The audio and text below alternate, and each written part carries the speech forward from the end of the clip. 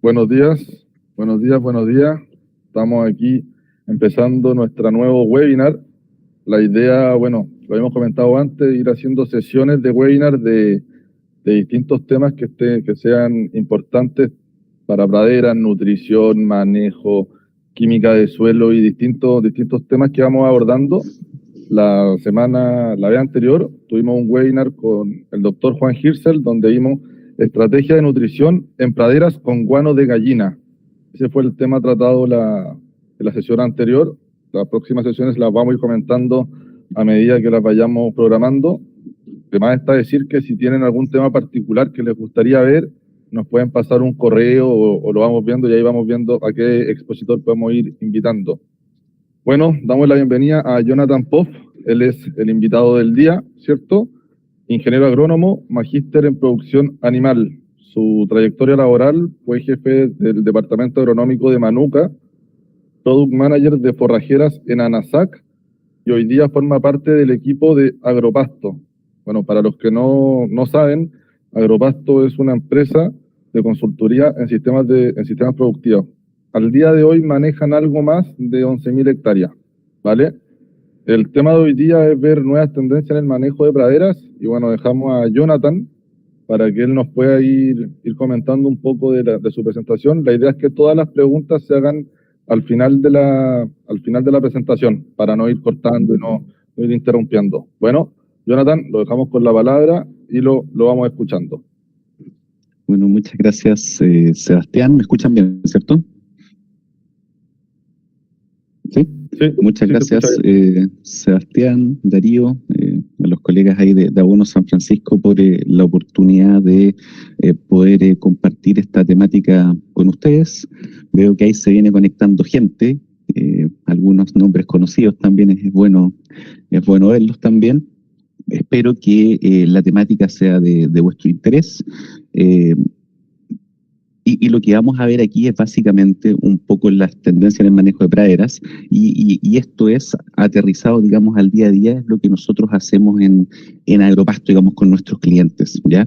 En el fondo aquí va a haber una mirada un poco sistemática de las cosas que hacemos en el día a día, primero, digamos, separado en partes y finalmente vamos a hacer un poquito una integración de cómo nosotros lo aplicamos para que ustedes también pueda quedarles un poco más claro. ¿Ya? Bueno, hoy día, si nosotros hablamos como de tendencia, yo diría que la gran palabra que viene saliendo, digamos, por todos lados es la palabra sustentabilidad, ¿cierto? Nosotros lo vemos en la industria de los textiles, en la industria de los alimentos y, digamos, en nuestro caso, la industria de la producción primaria no es la excepción, ¿ya? Y básicamente, ¿qué es el concepto de sustentabilidad, cierto? El concepto de sustentabilidad se resume en que nuestra generación pueda satisfacer sus necesidades sin comprometer la habilidad de las generaciones futuras de poder satisfacer las suyas, ¿ya?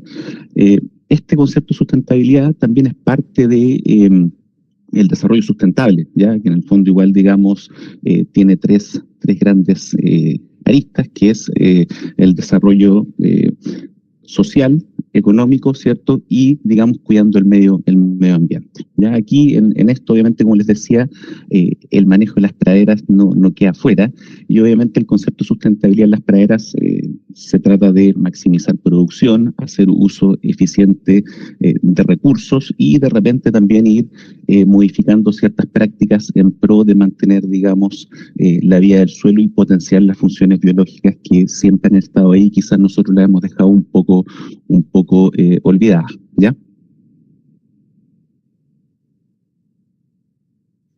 ¿Cuáles son los temas a abordar en esta presentación? Aquí una vista un poco esquemática. El primero de ellos es, obviamente desde Agropasto siempre buscamos maximizar la producción, siempre tratar de acercarnos a los potenciales productivos de cada zona, buscando siempre ahí a través de la maximización de la producción de la pradera, también, ¿cierto?, buscar mayor carga por hectárea y finalmente más leche por hectárea.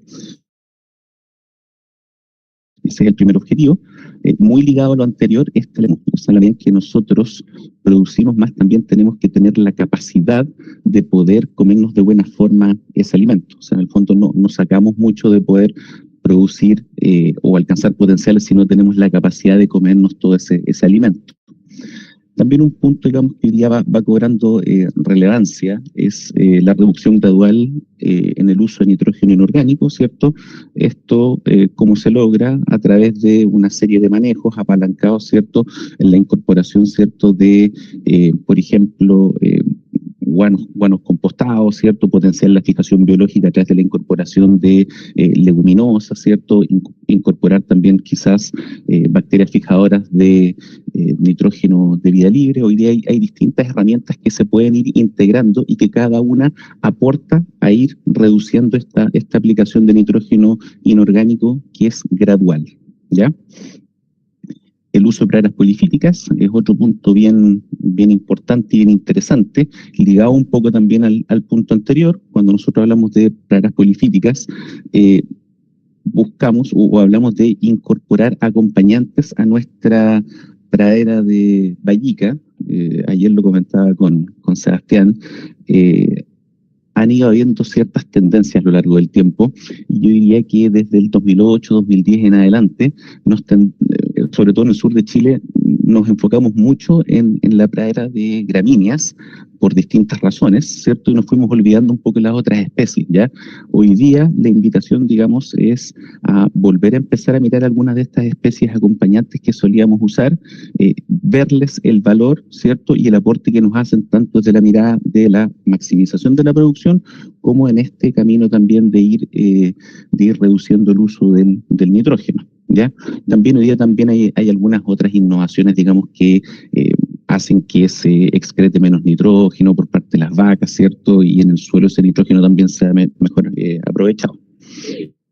Está también todo el tema de controlar plagas, o sea, en el fondo una parte de la sustentabilidad es poder hacer mejor uso de lo que tenemos, y en la medida en que nosotros controlemos de forma efectiva plagas, vamos a estar alargando la vida productiva útil de nuestra pradera, ¿ya? Hoy existen o se están probando herramientas bien efectivas en el control de plagas, ¿cierto? Cuncunillas, gusanos blancos, herramientas de tipo biológico, y bueno, las malezas también hay que controlarlas. Hoy día se están ocupando métodos convencionales, pero las malezas también tenemos que tenerlas a raya ahí, principalmente porque son plantas de bajo potencial productivo, ¿cierto? Ocupan espacio, y lo otro es que también tiene un efecto alelopático, ¿cierto? Generan ahí esta guerra química a nivel de raíces que también hace bajar un poco el potencial productivo de nuestra pradera.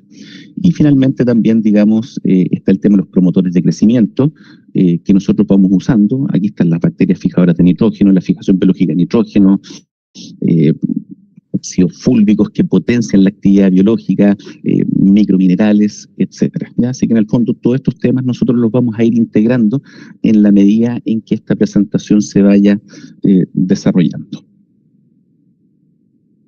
El primer punto, que era maximizar la producción, nosotros aquí lo decíamos que en el fondo la producción es el driver de la carga, y la carga es el driver finalmente de la rentabilidad en una explotación ganadera lechera.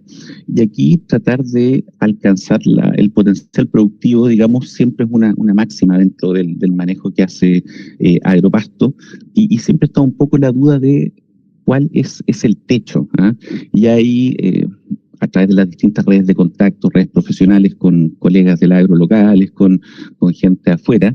Por ahí escuchamos un día a un colega que hay algunos de los asistentes lo conocen, que es Wayne Nicol, y él hablaba de que el potencial productivo de las praderas en Nueva Zelanda era 20 toneladas, digamos, sin mucho problema. Y ahí como que al colega Néstor, que es el director ahí de Agropasto, dijo, pucha, ¿cómo podemos alcanzar esto? Y ahí empezamos a buscar datos, y ahí, por ejemplo, está esta publicación que está en la web, que se la puedo compartir después a la gente de Abonos San Francisco para que se las haga llegar, pero Dairy NZ Facts and Figures, ¿ya? En el fondo son los hechos y cifras de la industria lechera en Nueva Zelanda, y aquí hay algunos datitos de la Isla Sur, ¿ya? En el fondo son datos de producción de la Isla Sur. Aquí están los periodos de tiempo y algunas notas como, por ejemplo, las aplicaciones de nitrógeno, y en general nosotros vemos que aquí en la Isla Sur digamos, se pasan las 20 toneladas. Y de repente con estos datos, por ejemplo, este era un ensayo con baja aplicación de nitrógeno, lograban 16. O sea, con eso se dijo, bueno, ¿cuáles son las diferencias con Nueva Zelanda? Ciertamente la fertilidad es una, pero es algo que nosotros podemos manejar. Así que de ahí como que ha salido esta idea de poder ir subiendo cada vez los potenciales productivos de la pradera, y de hecho hoy día tenemos un pequeño piloto que es alcanzar las 20 toneladas, digamos, de producción en algunos campos. Ya hay que afinar bien los manejos, pero para allá estamos apuntando. Ya estas cifras al menos demuestran que es alcanzable, y ahora esto queremos llevarlo un poco a la práctica acá y ver cómo podemos lograrlo. Desde la mirada de los nutrientes del suelo, en el fondo aquí parece que hay un micrófono abierto por ahí. Digamos, hay una meta, ¿cierto? Digamos, donde se quiere llegar, y hoy día, digamos, las metas internas que tenemos planteadas básicamente es alcanzar 15 toneladas en secano y 20 toneladas en riego. Ya es para allá donde queremos ir, y en el fondo ahí estamos apuntando, digamos, a estos niveles de fertilidad en el suelo, y eso obviamente es algo que afortunadamente se puede corregir, digamos, para poder, al menos desde este punto, partir trabajando hacia ese objetivo.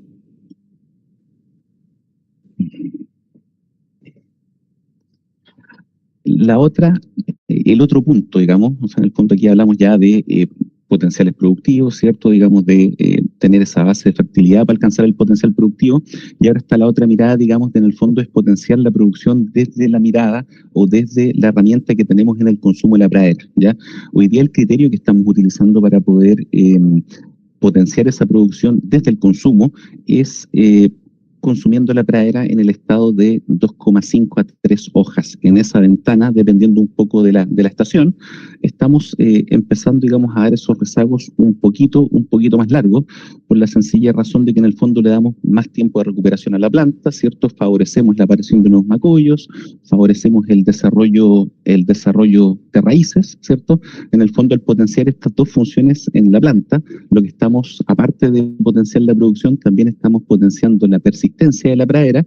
Y hay otro elemento súper importante ahí, es que también en la medida en que nosotros esperamos ese pelito más, mejoramos también el perfil nutricional de la pradera. O sea, en el fondo modulamos un poco la proteína, que en general en las especies del género Lolium el nivel de proteína es bastante alto, ¿cierto? Esa cifra distorsionada por el contenido de nitrógeno no proteico. También, digamos, al darle ese pelito extra de tiempo, le damos tiempo al potasio para que se vaya diluyendo, y las concentraciones de magnesio y calcio también suben. O sea, en la medida en que nosotros damos este rezago un poquito más largo, aparte de potenciar la producción, que era una máxima, también estamos potenciando la persistencia, ¿cierto? Que es una parte ahí de la sustentabilidad, digamos, en el fondo le sacamos más provecho al recurso, y también en el fondo le estamos entregando a la vaca ahí un alimento que es más balanceado de acuerdo a su requerimiento, ¿ya? Un poco lo que explicamos en la lámina anterior, ¿cierto? Aquí, ¿cierto? En la gráfica de arriba que estoy mostrando ahí con mi puntero, se muestra la acumulación de materia seca, ¿cierto? A lo largo del desarrollo, ¿cierto? De hojas, que es lo que está en el eje X, y nosotros estamos apuntando a consumir en esta ventanita de acá, ¿cierto? De 2,5 a 3. Y lo que está acá abajo, ¿cierto? Es el nivel de reservas de la planta, ¿cierto? Que en el fondo ya en ese estado igual ya se han repuesto, ¿cierto? Los niveles de azúcares casi a su nivel máximo, y eso es lo que explica también que la planta puede reanudar de buena forma tanto las funciones de producción de raíz como de producción de macollos. Si nosotros aceleramos el pastoreo, empezamos a comprometer estas dos funciones, empezamos a tener plantas más débiles, y finalmente también podríamos, no necesariamente, pero podríamos empezar, ¿cierto?, a comprometer un poco la persistencia de la pradera. Tema residuos, en el fondo hasta ahora estábamos hablando de producción, y ahora el tema es que en el fondo nosotros queremos producir harto, ¿cierto? Producir de buena calidad, y eso comerlo bien. Y aquí, ¿cuáles son las guías que estamos usando? Es básicamente los criterios que tienen en Nueva Zelanda, ¿cierto? En el fondo, consumir con residuos de entre 4 y 5 centímetros, dependiendo de la época del año, ¿ya? En el fondo esto es un tema que ya está bien estudiado, también se escribe muy bien en esta publicación Darian Z, Facts and Figures, que se las puedo compartir, pero básicamente eso es lo que estamos apuntando, ¿cierto? Y cómo se ve esto en la práctica, en una foto más o menos ese es un residuo, ¿cierto?, de 1.500 kilos de materia seca, que es más o menos entre 4 y 5 centímetros dependiendo de la época del año. Pasando aquí al segundo gran punto está el uso de las praderas polifíticas, que lo mencionamos acá en la introducción, y aquí, digamos, están un poco las especies a las que estamos mirando, ¿ya? Por un lado tenemos el trébol blanco como primer compañero de la vallica. Yo creo que este es el compañero que cae de cajón, digamos, por ejemplo, los sistemas pastoriles es lo que históricamente han usado para acompañar a la vallica perenne, es el trébol blanco.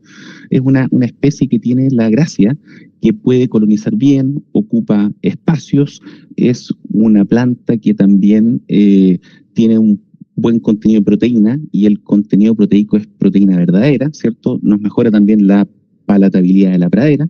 Hoy día, ¿cómo estamos incorporando esta especie dentro de las praderas de vallica? Estamos incorporando una mezcla de trébol blanco, que es un trébol blanco de hoja grande, ¿cierto?, que se acerca más bien hacia la parte alta de la pradera, y estamos usando un trébol blanco de hoja intermedia, que tiene sus hojas más o menos al nivel medio del perfil de la pradera. La gracia de esto, que es algo que no es nuevo, pero se había dejado de usar, la gracia de esto es que nosotros podemos tener trébol en todo el perfil, ¿cierto?, de la pradera, y la vaca, en la medida en que va profundizando en este perfil, se va encontrando con este trébol, que tiene estas características que ya mencionamos, y también nos ayuda a alcanzar estos residuos que estábamos hablando, estos residuos bajitos, ¿ya? Así que el trébol blanco es una planta bien interesante por esas características, y en el fondo también esa habilidad colonizadora también hace que se ocupen espacios que la vallica normalmente no puede usar. O sea, viene a ser un aporte neto también en producción, ocupando esos espacios vacíos. Ahí después voy a mostrar una lámina para que se hagan una idea de cuánto es el espacio vacío que tiene un potrero, ¿ya? Por otro lado, también tenemos el trébol rosado. El trébol rosado también es una especie bien interesante, que yo creo que culturalmente en Chile lo tenemos bien arraigado. O sea, Chile ha sido un productor de genética de trébol importante. La novena región era una gran utilizadora de este recurso forrajero. Incluso para el sur también hay, dentro de los cultivos, las praderas de rotación corta. Fue quedando un poco de lado, pero hoy día como que nuevamente se está mirando el trébol rosado como un compañero, sí, en este caso, de praderas perennes, con el objetivo de, por un lado, alargar un poquito, ¿cierto?, la curva de producción. El trébol rosado va a destacar, ¿cierto?, ya cuando la vallica empieza a caer en producción, el trébol rosado nos ayuda a mantener ahí un poquito la producción, nos puede sumar una tonelada más, una tonelada y media más, ¿cierto? Y tiene la gracia también de que tiene este sistema radical pivotante profundizador, ¿cierto?, que nos ayuda a incorporar, ¿cierto?, carbono al suelo, y nos ayuda también a ir mejorando la porosidad del suelo, digamos, por esta penetración física que hace esta raíz, ¿ya? Hoy día el fitomejoramiento del trébol también ha apuntado a tener variedades de trébol con una arquitectura de planta un poquito distinta. Tenemos tréboles rosados que son más postrados, ¿cierto?, quizás no tan agresivos como los tréboles tipo Quiñequeli, pero la gracia que tienen es que se combinan bien con todas las especies de una pradera permanente. O sea, es un trébol que es un muy buen compañero para trabajarlo en mezcla, ¿ya? Tenemos por otro lado también el tema del plantago, ya que es algo que ha ido avanzando, y en Nueva Zelanda igual tiene harta fuerza. Nosotros hoy día no lo estamos incorporando sí al 100, pero sí lo estamos mirando para empezar a incorporarlo un poquito más en las praderas que manejamos, por la sencilla razón de que es una planta bien interesante desde la mirada nutricional, ¿cierto? Tiene contenidos buenos de minerales, tiene propiedades antihelmínticas, y tiene todo un efecto sobre cómo se comporta el nitrógeno ahí en los sistemas pastoriles, ¿ya? O sea, por una parte, el plantago hace que la vaca orine más, ¿cierto? Por lo tanto, reparte mejor toda su orina en el potrero. Del nitrógeno que ingiere, una mayor parte queda retenida en el cuerpo, ¿ya? También a nivel del suelo, hace que el nitrógeno quede en forma amoniacal por más tiempo, ¿cierto? Retarda un poco la nitrificación, por lo tanto pasa para las plantas de forma más fácil, y también ayuda a que el nitrógeno quede retenido, digamos, en formas orgánicas no lixiviables por más tiempo, ¿ya? Así que hay al menos una variedad en Nueva Zelanda que ya está probada, digamos, que tiene estos efectos ambientales positivos, y hay harta investigación en este campo, ¿ya? Por otro lado, también está este último elemento, que yo creo que este es el que menos tenemos desarrollado, pero ya estamos haciendo algunas pruebas ya que están por establecerse, que es la incorporación de leguminosas tipo alfalfa. ¿Ya? Aquí la razón es bastante clara, en el fondo vemos esta raíz potente, ¿cierto?, que se puede ir desarrollando, y esta planta viene a acompañar mucho al trébol rosado en su época de crecimiento. Ya esto es un poco para alargar la curva de crecimiento hacia la primavera tardía verano, ¿ya? Así que eso es respecto al uso de praderas polifílicas en términos generales. Simplemente para que vean, esta es una gráfica que armé hace unos años atrás, donde se muestra un poco la colocación relativa, ¿cierto? O la demanda relativa de semillas por un periodo de 15 años. Y ahí aquí se ve simplemente para mostrar una tendencia, cómo las gramíneas perennes iban al alza, ¿cierto? Y obviamente las leguminosas a la baja. Y lo que estamos tratando de hacer ahora es generar este punto de inflexión e incentivar el uso de este tipo de forrajeras en los sistemas pastoriles, las que acabamos de mostrar. Otro dato interesante aquí, en el fondo, que muestra por qué igual tenemos la oportunidad de meter otras especies, es el espacio que queda cubierto dentro de una pradera, ¿ya? Estos datitos, por ahí los levantamos ahí con un colega, de hecho, Felipe Cobo fue la persona que levantó esto, por si alguien lo conoce. Estos datitos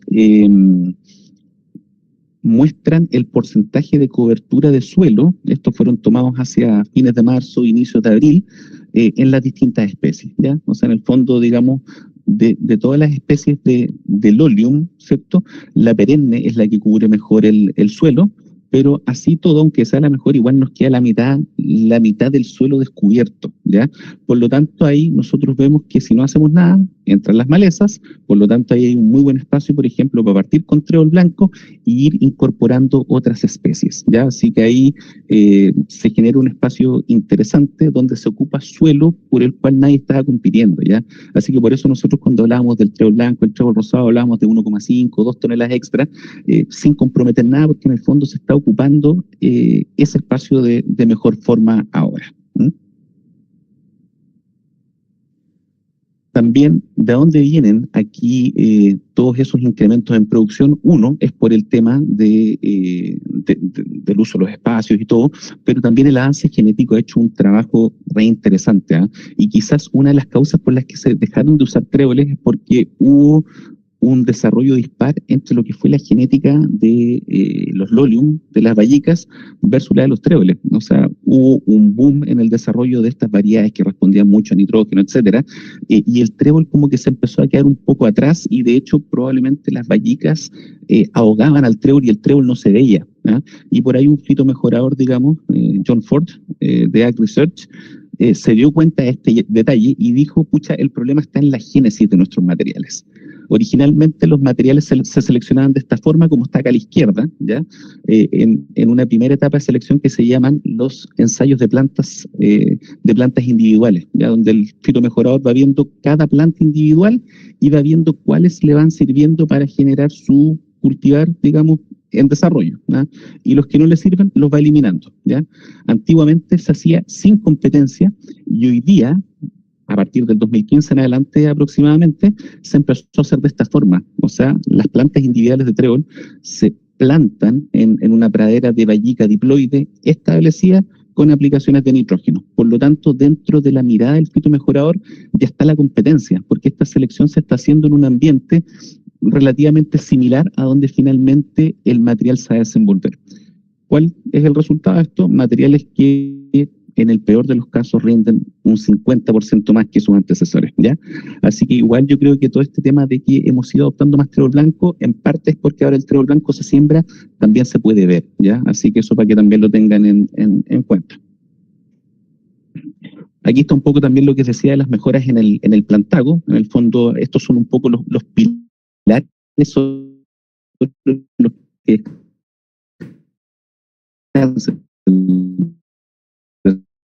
desarrollo primero es que diluye, ¿cierto?, la nitrificación, ¿cierto?, reduce el total de nitrógeno excretado en la orina, o sea, aparte de hacer que se distribuya mejor, el nitrógeno total excretado es más bajo y restringe la lixiviación por la formación de estos compuestos orgánicos, ¿cierto?, en el suelo. O sea, las plantas de Plantago tienen esta característica de ir generando ciertos exudados que son muy positivos para la microbiota del suelo, ¿cierto? Y ahí van haciendo estos pequeños cambios para poder lograr esto a nivel del suelo. Y para ir entrando aquí en la segunda parte, digamos, ya aquí activar un poco la relación suelo-planta, tenemos los siguientes puntos, que ahí los vamos a ir viendo. El primero es el foco en el azufre. Hoy día estamos aplicando más o menos 80 unidades hectárea año a través de enmiendas como yeso, y eso en combinación con aplicación de ciertos ácidos húmicos, fúlvicos y aminoácidos, lo que estamos dando es, a través de los ácidos fúlvicos, estos carbonos activados, combustible a las bacterias, y con los aminoácidos y el azufre estamos dando como estos building blocks, estos legos para que las bacterias puedan irse multiplicando. Ahí tienen como sus materias primas para la multiplicación y potenciarse, ¿ya? Está también la incorporación de los tréboles, que ya lo mencionamos. Están los tréboles blancos, están los tréboles rosados. Dentro de esta parte, ¿cierto?, viene todo el tema de la fijación biológica de nitrógeno, ya aquí su interacción, ¿cierto?, su relación simbiótica con las bacterias del género Rhizobium es súper importante, ¿cierto?, porque están ahí aplicando en forma natural nitrógeno al suelo. También todos los residuos generados por las leguminosas son residuos que tienen una muy buena relación carbono-nitrógeno y son altamente degradables. Por lo tanto, también es una materia orgánica que al llegar al suelo se puede descomponer relativamente fácil, ¿ya? Así que ahí también hay una importancia de los tréboles. Está también la disminución gradual del nitrógeno, ¿ya? Aquí esta disminución gradual de la fertilización nitrogenada es importante también para poder darle espacio a estos tréboles. Ya en la medida en que nosotros racionalizamos el uso del nitrógeno, también vamos dándole espacio a los tréboles, por un lado, para que se expresen de mejor forma, y también para que la fijación biológica de nitrógeno se vaya expresando de buena forma también, ¿ya? Está también toda la incorporación de las herbs, que son Plantago y achicoria, pero aquí nos estamos enfocando básicamente en lo que es achicoria. Está el uso de los agentes biológicos y promotores del crecimiento, ¿cierto? En toda esta activación es re importante, obviamente, considerar estos promotores de crecimiento que ya los mencionábamos. Están los ácidos húmicos, los ácidos fúlvicos. Particularmente los ácidos fúlvicos son súper potentes, digamos, como activadores de la microbiota del suelo. Dentro de los agentes biológicos están los que ya mencionamos, ¿cierto? Las bacterias fijadoras de nitrógeno, que son simbiontes con las leguminosas. Están también, digamos, bacterias, por ejemplo, fijadoras de nitrógeno de vía libre, como Azospirillum. Tenemos el uso de micorrizas también, que es bien interesante, ¿cierto? Sobre todo cuando hay que minar nutrientes, minar agua. Las micorrizas son un elemento súper interesante que ayudan a la planta a captar nutrientes, captar agua y tolerar mejor el estrés, ¿ya? Así que ahí también, digamos, hay que apalancar bastante en eso. El uso de controladores biológicos para plagas, yo creo que también es algo que se está viendo, o al menos lo estamos viendo con resultados bastante buenos. Está el control de gusano blanco, ¿cierto?, con controladores biológicos, con hongos entomopatógenos, y lo hemos visto súper bueno. Hace unos años atrás no habían herramientas para esto, hoy día sí las hay, así que eso es una tremenda noticia. Hoy día sí aplicamos protocolos preventivos, podemos alargar la vida útil de nuestras praderas, sobre todo con el gusano blanco, que era una especie que no teníamos cómo agarrarla, ¿ya? Hoy día, digamos, hay ciertos elementos que nos ayudan ahí a poder mantener a raya esta plaga. Y hoy día también, digamos, hay algunos productos en base a Bacillus thuringiensis que nos están ayudando también a controlar cunilla negra. El año pasado hicimos algunas pruebas con éxito, pruebas internas, y probablemente ya vamos a empezar a escalar un poco en el uso de este tipo de soluciones. Y también está el control de malezas que lo mencionamos al principio, que obviamente desde nuestra mirada, las malezas tenemos que tenerlas a raya por sus efectos alelopáticos y para darle espacio ahí a estas forrajeras que estamos incorporando como los tréboles y las herbs. Algunos ejemplos, ¿cierto?, de las cosas que íbamos hablando, ¿cierto? Aquí están las aplicaciones de ácidos húmicos, fúlvicos y aminoácidos, ¿cierto? Una fuente importante, ¿cierto?, ahí de aplicación de estos activadores de la vida del suelo está aquí en los biocompostados. Ya ahí hay una fuente interesante de estos recursos. Quizás no se promociona mucho, pero igual la sumatoria de estos ácidos orgánicos en el guano seco gallina compostado debe ser del orden del 5%. No recuerdo si los chicos ahí de Abono San Francisco lo reportan o no, pero anda por ese orden. Y por otro lado, tenemos este tipo de productos, este tipo de formulaciones que también van aportando, obviamente, ácidos fúlvicos en menor cantidad, pero aportan estos promotores del crecimiento, microminerales, aminoácidos libres, y quizás la combinación de estos dos elementos ahí nos van ayudando a poder ir potenciando esta actividad biológica del suelo.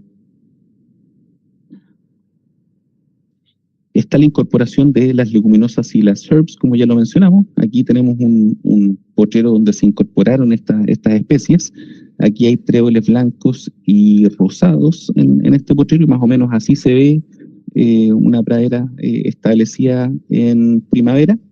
Y acá está la incorporación de la chicoria, o sea, del plantago.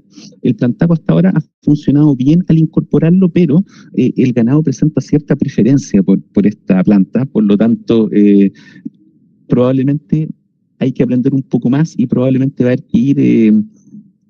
haber que ir resembrándola cada cierto tiempo, porque es altamente palatable y el animal va y cada pastoreo le da duro, y quizás al cabo de 2 o 3 años hay que evaluar y ver qué es lo que se debe hacer. Si es que se mantiene la población, se deja, y si no, quizás hay que resembrarla, ¿ya? Pero ahí todavía es materia de aprendizaje. Aquí hay algunas imágenes de controles biológicos. Aquí está el control biológico en gusanos, que es bastante efectivo, ¿ya? Funciona bastante bien.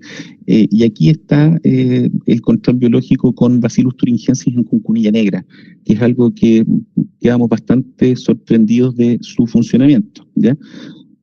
Algo interesante de mencionar es que estos controladores biológicos de gusano blanco, una vez que nosotros los aplicamos 1, 2, hasta 3 años, después da la impresión de que queda inóculo en el suelo, y si uno quiere ir a buscar gusanos para hacer alguna prueba, algo, están ya pringados. Por lo tanto, quizás la forma de usarlos en el tiempo es lograr una inoculación en el suelo y después ir aplicando algunas dosis como de mantención en el tiempo, ¿ya? Pero lo que sí hemos visto es que para hacer algunos ensayos, los colegas habían ido a buscar algunas muestras de gusano y todos los campos ya tenían esto aplicado. Por lo tanto, digamos, estaban ya los gusanos medio pringados y había que salir a buscar gusanos a otros lados. Aquí hay un ejemplo, digamos, hoy día ya no se está usando en praderas, pero hace un tiempo atrás sí se usaban en praderas las micorrizas, y es un recurso interesante, y ahí se pueden ver algunos resultados, digamos, en cereales, en avena, y algunos resultados positivos. Y aquí compartirles, ya para ir cerrando un poco, algunos manejos. Aquí hay un ejemplo de un campo que tenemos, digamos, con los historiales de manejo que se han ido haciendo, básicamente desde la mirada desde los biológicos. Mencionar aquí que en este campo el trébol blanco se estableció más o menos el 2018, ¿ya? Nosotros vemos que del 19 al 23, aquí se empezaron a hacer estas aplicaciones de ácido húmico, cuando se empezó a escuchar todo este tema, digamos, de las virtudes de este producto. En el fondo, que mejoran la capacidad de intercambio catiónico, ¿cierto? Que mejoran la agregación del suelo, mejoran el crecimiento de raíces, mejoran la porosidad del suelo. Se empezaron a hacer estas incorporaciones de ácidos húmicos, ¿cierto? Ya a partir del 2022 se empezaron a aplicar, ¿cierto?, estas bacterias fijadoras de nitrógeno de vida libre, ¿cierto? Aquí destaca el Azospirillum en el MBB10. También aquí en el 2022 se aplicó esta micorriza, que es el Resid, y a partir del 2023 ya se incorporaron ya los guanos, o sea, prescindió de los ácidos húmicos como producto y se enfocó más en los guanos, que tienen una cantidad importante de estos productos, ¿ya? Y toda esta batería de productos, digamos, fijadores de nitrógeno y demás, se combinaron en un solo producto, que el que estamos usando hoy día es el que está aquí a la derecha, ¿ya? Mostrar un poco qué es lo que ha pasado en este campo con las aplicaciones de nitrógeno. Efectivamente se ha logrado ir bajando, ¿cierto?, el nivel de aplicación de nitrógeno. Me queda la duda si esa aplicación de diciembre se hizo o no, pero la idea es irlo bajando y eventualmente llegar a 0. Hoy día están en 100. Y en general ha resultado bastante bien. Las producciones no se han visto afectadas. Obviamente en todo este proceso también han ido habiendo, aparte de todas estas aplicaciones de protocolos biológicos, se han ido mejorando las praderas, se ha ido actualizando la genética, se han ido incorporando, aparte del trébol blanco, el trébol rosado, que son elementos que también van aportando a ir subiendo la producción, ¿ya? Más o menos un poco los historiales de producción de este predio, ¿ya? Están aquí. Hasta el momento no hemos visto efectos negativos de estos manejos, ¿ya? O sea, en el fondo se ha visto que en el peor de los casos la producción se sostiene, ¿ya? Y mostrarle un poco también acá, bueno, se hacen todos estos manejos, digamos, se aplican estos protocolos, ¿cierto? Pero siempre está la pregunta un poco de qué es lo que pasa bajo el suelo, ¿ya? O sea, en el fondo, viendo un poco la historia, que yo aquí con los colegas no llevo tanto tiempo, pero revisando la historia, siempre han tratado de medir el impacto de lo que estaba pasando bajo el suelo, ¿cierto? Y por ejemplo, cuando se aplicaban las micorrizas, después se hacían algunas pruebas de nitrógeno reductasa, en el fondo de ver acción enzimática para ver si es que efectivamente las micorrizas colonizaban o no. Y por ejemplo, en ese momento, la fosfatasa alcalina también, se veían, ¿cierto?, niveles de colonización interesantes con las micorrizas. Se hicieron algunas pruebas, digamos, con otras técnicas, pero hoy día a lo que llegamos es a lo que estamos viendo aquí, que en el fondo lo que se está haciendo, y tenemos resultados solamente de una temporada, ¿ya? Esta es la temporada 23, la temporada 24 ya se muestreó y las muestras se enviaron a Corea del Sur, pero lo que se hace aquí en el fondo es que se toma una muestra y se le hace... se aplica una técnica que es el amplicon sequencing, que en el fondo es un PCR donde se va reconociendo ciertos fragmentos del ADN de las bacterias y de los hongos. Reconociendo esas fracciones, se puede reconocer el microorganismo que es, y después ya con trabajo de bioinformática se clasifican todas esta biomasa, tanto bacteriana como microbial, desde la mirada funcional, ¿ya? Y eso es lo que estamos mostrando aquí, ¿cierto? Es el resumen de las funciones fúngicas a la izquierda y bacterianas a la derecha del campo del cual mostramos los datos, ¿ya? Por ejemplo, acá en las funciones fúngicas vemos que la principal es la función saprófita, que eso igual hicimos, todo esto también lo vamos analizando con un equipo ahí de la Universidad Austral que nos colabora ahí con estas cosas. Ahí se sumó hace poquito un colega microbiólogo que nos ayuda también a entender un poco mejor estos resultados, pero vemos que la principal es la función saprófita, que es la función de descomposición, ¿ya? Que es algo que nosotros deberíamos esperar, digamos, sobre todo si estamos aplicando guanos, digamos, y estamos potenciando la vida del suelo. Este es como el primer paso para obtener los nutrientes, ¿cierto?, que están contenidos ahí en todos los residuos orgánicos. La función endófita también es potente. Aquí la función fitopatógena quizás es algo que debamos prestar atención, pero también tenemos una función de promoción de crecimiento que es interesante. Desde la mirada, por ejemplo, de las funciones bacterianas, la principal es la promoción del crecimiento, o sea, promotores del crecimiento que están en el suelo activos son los que están ahí. Tenemos biocontrol, que eso puede estar relacionado con estas funciones fitopatógenas de acá. Ahí estoy elucubrando. Hay funciones de bioremediación, en el fondo eso indica que hay ciertos temas en ese suelo que deben ser resueltos por la microbiota, ¿cierto? Por lo tanto, por eso están ese grupito ahí, y también están las fijadoras de nitrógeno, solubilizadoras de fósforo, endófitas, etcétera, ¿ya? Así que ahí nosotros tenemos un poco la abundancia relativa, ¿cierto?, clasificada en funciones de este predio, y dónde queremos llegar. O sea, esta es como la radiografía, ¿cierto?, del año 1, nos va a llegar el año 2, vamos a hacer una comparación para ver cómo estas cosas se van moviendo, pero por ahí también tenemos un campo testigo que es el más avanzado, que tiene sus funciones más o menos de este tipo, ¿ya? Aquí, por ejemplo, tomemos como referencia la función saprófita, ¿cierto?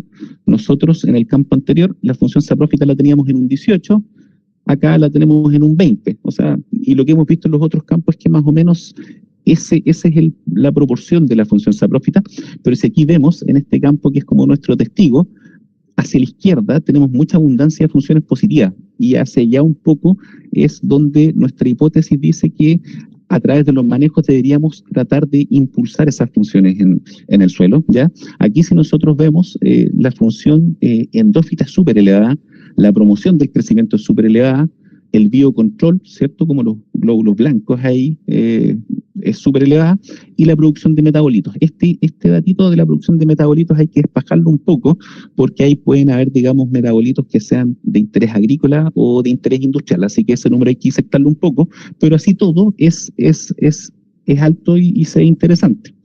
Y desde la mirada de las funciones fúngicas, vemos, claro, que también están muy potenciadas la promoción del crecimiento, el biocontrol, la fijación de nitrógeno, ¿cierto? La solubilización de fósforo, ¿ya? Ahí esta fijación de nitrógeno viene muy de la mano con la presencia de leguminosas en esa pradera. No lo tengo acá, pero nosotros por ahí teníamos esta misma radiografía de un campo de cultivos, y este fijador de nitrógeno en un campo de cultivo es del orden del 3%, ¿ya? O sea, ahí se ve, digamos, que esta comunidad que es la pradera ayuda a potenciar, digamos, estas funciones biológicas del suelo, ¿ya? Así que en el fondo lo que estamos haciendo es tratar de llevar los campos de aquí, ¿cierto?, al estándar.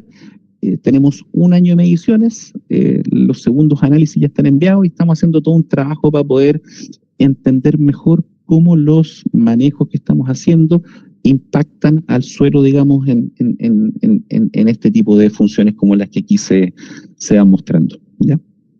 Y bueno, y para ir cerrando, simplemente ahí, ese es el ejemplo, digamos, de un plan de manejo, que obviamente estas cosas se van ajustando, pero este es como un plan de manejo típico o tipo que nosotros tenemos, donde que destaca, por ejemplo, ahí tenemos, esto es un plan de regeneración, ¿eh? Tenemos esta mezcla que contiene bayicas, tréboles blancos, trébol rosado, se incorporan, ¿cierto?, los biocompostados, guano seco de gallina, tenemos acá el promotor de crecimiento, control de malezas, ¿cierto? Aquí tenemos promotores de crecimiento, control biológico, y así se repite, ¿ah? Y acá está el azufre aquí al final en la enmienda, ¿ya? Pero un poco eso es lo que hacemos acá con los colegas de Agropasto, y es un poco lo que queríamos compartirles el día de hoy. Así que ahí les dejo ahí la palabra a Darío y a Sebastián para que puedan ir haciendo el cierre y moderar, digamos, los minutos que quedan. Muchas gracias, Jonathan. Te pasaste muy, muy interesante la presentación. Agradecido también a toda la gente que pudo estar participando, ¿cierto?, del webinar. Demos la alternativa para preguntas. Si hay personas que tienen preguntas, dudas, por favor, podemos ir haciéndolas ahora. La idea es poder irlas contestando ahora, un par de preguntas, y después si quedan algunas pendientes, las podemos responder por correo. Ahí Pablo, Don Pablo, así es, está levantando la mano. Hola, buenos días. ¿Cómo estamos, Pablo? Buen día.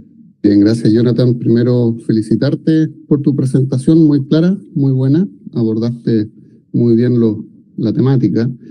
También felicidades a San Francisco por hacer este tipo de actividades, ¿ya?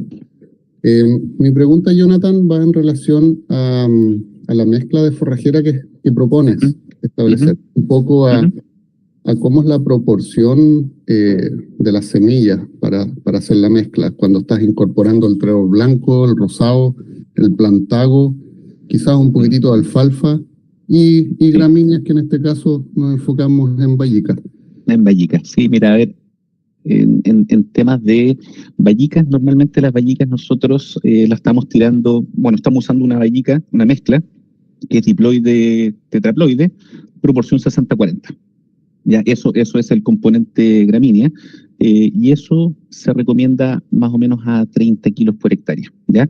Los tréboles blancos, tú puedes recomendarlos de 2 a 3 kilos, ¿ya? Más o menos, por hectárea.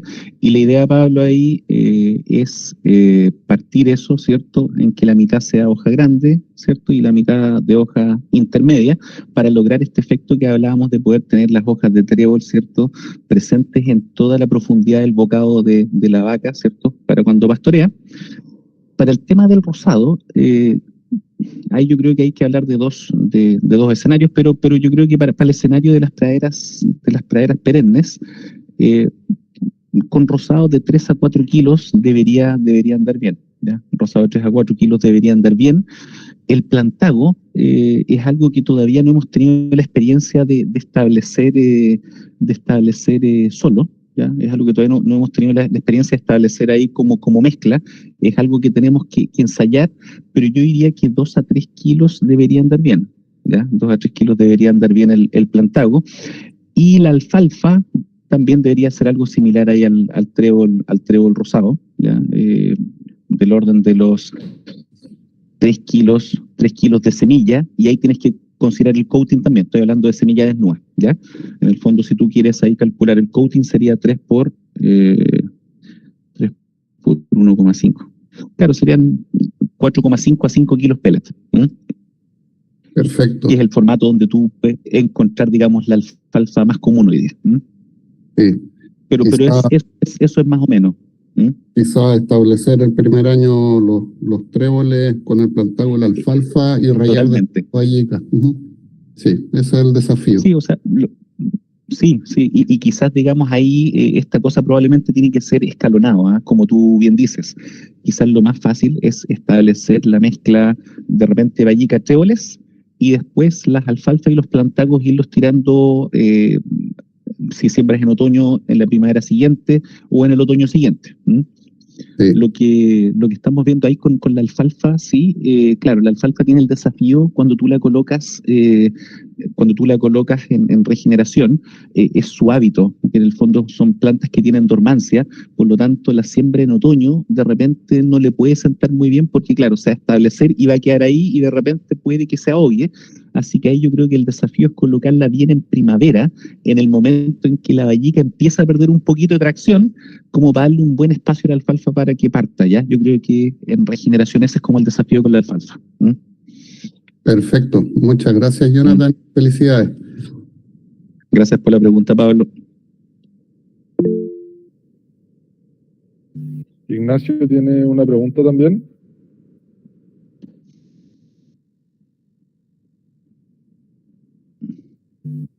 No, parece que no. Perdón, estaba el micrófono apagado, no alcanzaba a hacer, estaba hablando solo. Quería hacerle una pregunta que quizás es bien específica, pero quería saber ¿cuál es la dosis recomendada de guano de gallina seco compostado? Ignacio, mira, en términos generales, para pradera uno recomienda entre 2 toneladas y media y 4 toneladas por hectárea.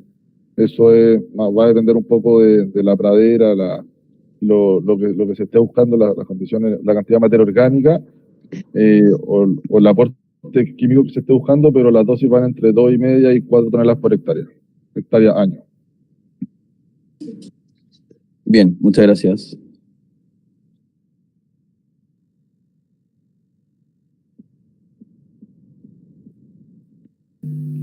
No sé si alguien más tiene alguna pregunta. Si no, si Bueno, después igual, eso, que igual van a quedar los canales abiertos, ya sea a través de Chicos de Abono San Francisco, la gente que me conozca ahí me puede mandar un WhatsApp también y se lo comparto a los Chicos de Abono San Francisco, y ahí vamos contestando también las inquietudes que pueden ir saliendo. Lo otro también, el webinar completo va a quedar grabado, así que después vamos a hacer llegar los links a las personas que estuvieron inscritas, y si alguien necesita ver algo, también nos puede preguntar.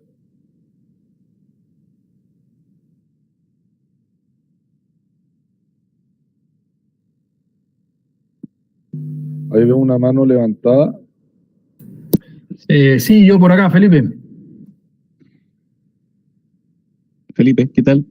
¿Qué tal? Oye, me gustaría saber, estimado, así aproximado, ¿cuánto será el costo de mantención de una pradera con todo un programa por el estilo?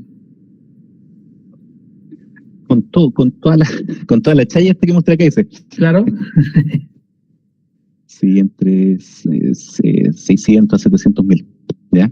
Pensando, digamos, en alcanzar estos potenciales de 15 toneladas en secano, ahí, digamos, el costo puede fluctuar entre 30 y 50 pesos por kilo, ¿m? En función del rinde que logre, ¿m? Eso anual. Anual, sí. Muchas gracias. Ujú.